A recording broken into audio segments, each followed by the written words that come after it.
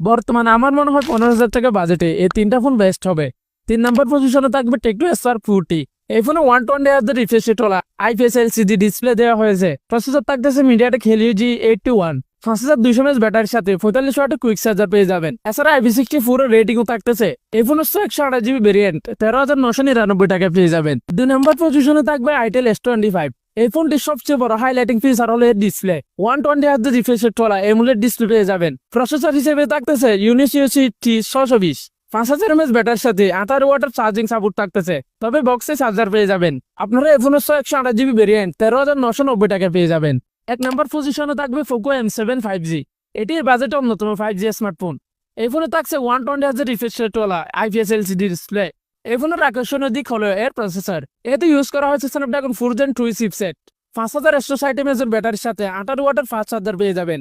এই ফোনের 128GB variant আপনারা 15,000 টাকার আশেপাশে পেয়ে যাবেন। যাই হোক, বর্তমানে আপনার ফোনের র্যাম কত সেটা কমেন্ট করে জানান। আর এরকম ভিডিও তো ফলো করে রাখতে পারেন।